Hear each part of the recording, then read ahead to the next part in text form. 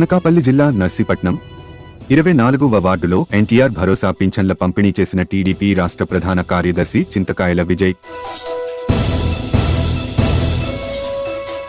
చంద్రబాబు చిత్రపటానికి పాలాభిషేకం చేసిన చింతకాయల విజయ్ లబ్ధిదారులు. నర్సీపట్నం మున్సిపాలిటీవ వార్డు అయ్యన్నపాలెంలో ఎన్టీఆర్ భరోసా పింఛన్ల పంపిణీ కార్యక్రమంలో తెలుగుదేశం పార్టీ రాష్ట్ర ప్రధాన కార్యదర్శి చింతకాయల విజయ్ పాల్గొన్నారు.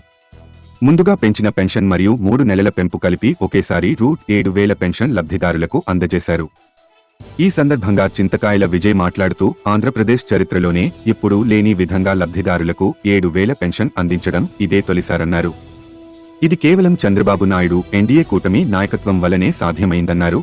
జగన్ పాలనలో కేవలం 1,000 రూపాయలు పెంచడానికి 5 సంవత్సరాలు పట్టిందని, చంద్రబాబు నాయుడు ఈ నెల పెంచిన పెన్షన్ 4,000తో పాటు గత 3 నెలలు 1,000 కలిపి 7,000 ఇవ్వడానికి కేవలం 1 నెల సమయం మాత్రమే పట్టిందన్నారు.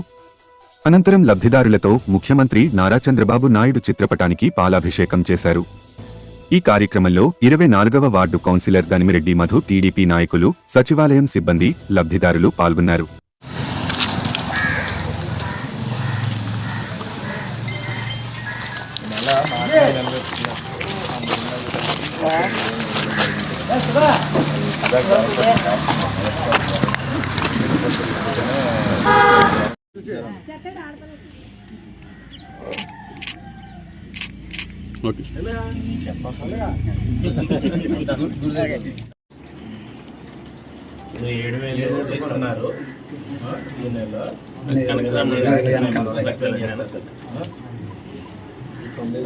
చాలా మంది చరిత్రలో నాయకులు మాట ఇచ్చిన తర్వాత మాట తప్పిన సందర్భాలు చాలా చూసాం.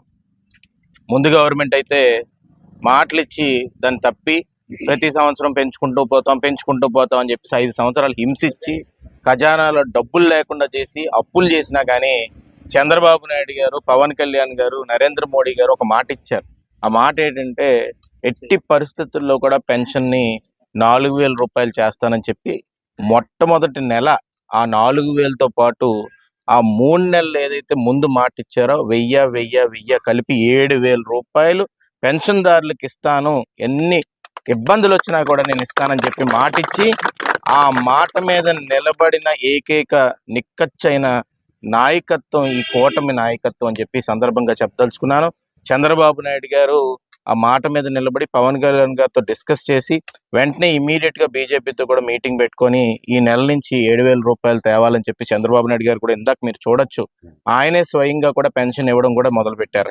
దాంతో పాటు మనం చూసుకుంటే డిఎస్సి పోస్టులు కూడా 16,347 పోస్టులు మెగా డిఎస్సి కింద రిలీజ్ చేస్తానని చెప్పి వెంటనే సంతకం పెట్టి తీసుకురావడం. ల్యాండ్ టైటిలింగ్ యాక్ట్ ఏదైతే భూముల్ని ఆస్తుల్ని అంత దొంగతనం చేద్దాం అని చెప్పేసి అప్పుడు జగన్మోహన్ రెడ్డి ఏదైతే అనుకున్నాడో ఆ ల్యాండ్ టైటిలింగ్ యాక్ట్ కూడా రద్దు చేసి అందరికీ కూడా స్వతంత్రం కల్పించినట్టు ఎంతో మంది ఆనందంగా వ్యక్తం చేశారు. ఇవాళ పెన్షన్దారులు కూడా ఏ మాత్రం ఇబ్బంది పడకుండా 7,000 రూపాయలు ఆ చేతికి ఎప్పుడు కూడా చరిత్రలో, ఆంధ్ర రాష్ట్ర చరిత్రలో అందలేదు. మొదటిసారి అది ఇచ్చే ఘనత చంద్రబాబు నాయుడు గారిది, అలాగే పవన్ కళ్యాణ్ గారిది, నరేంద్ర మోడీ గారిది. చంద్రబాబు నాయుడు గారు ఇచ్చిన మాట మీద నిలబడతారు. ఇంకా రానున్న రోజుల్లో ఎన్ని మాటలైనా ఏదైతే ఇచ్చారో మన రాష్ట్ర రాజధాని కూడా కల్లారా మనం చూస్తాం. రేపు రానున్న రోజుల్లో అది కూడా నిర్మాణం కూడా జరగబోతుందని చెప్పి ఈ సందర్భంగా చెప్పదలుచుకున్నాను. అలాగే పిల్లలందరికీ కూడా ఈ స్కిల్ సెన్సెస్ అని కొత్తగా పెట్టి అందరికీ కూడా, పిల్లలనే కాదు ఆడవాళ్ళు ప్రతి ఒక్కరు ఎవరికైతే స్కిల్ ఉందో దాన్ని ఐడెంటిఫై చేసి వాళ్ళు ముందుకు ప్రోత్సహించాలని చెప్పి దాని మీద కూడా కొన్ని స్కీములు తీసుకురాబోతున్నారు. అలా అన్నా క్యాంటీన్ నేను చెప్తున్నాను, ఈరోజు నిన్న కౌన్సిల్ మీటింగ్ అయినప్పుడు కానీ ముందు కానీ చాలా మంది ఏంటంటే ఈ అన్నా క్యాంటీన్ ఏమవుతుంది ఇది ఇవన్నీ చెప్పి అడుగుతున్నారు. కానీ నేను ఒకటే చెప్తున్నాను మీ అందరికీ, అన్నా క్యాంటీన్ లేనప్పుడే అయ్యన్న పాత్ర గారు తన సొంత డబ్బుతోటి అన్నం పెట్టాడు అక్కడ హాస్పిటల్ దగ్గర. ఎన్నో నెలల నుంచి వస్తుంది. ఈ రోజుకి కూడా మేము ఎలక్షన్ అయిపోయాక కూడా మేము ఆపలా, దాన్ని కంటిన్యూ చేస్తున్నాం. ఎందుకంటే మాట ఇచ్చామంటే మాట మీద నిలబడతాం, నిక్కచ్చిగా నిలబడతాం. అందుకే ఈరోజు అన్నా క్యాంటీన్ కూడా ఈరోజు సంతకం పెట్టి ఓపెన్ చేయబోతున్నారు. మళ్ళీ అందుబాటులో రాబోతుంది. పేదవాళ్ళు ఎవరన్నా ఉన్నా కానీ వాళ్ళు కడుపు నిండా తినాలని ఏకైక ఉద్దేశంతో ముందుకు తీసుకెళ్తున్నారు. అది కూడా క్వాలిటీ ఉన్న అన్నం అని చెప్పి ఈ సందర్భంగా చెప్పదలుచుకున్నాను.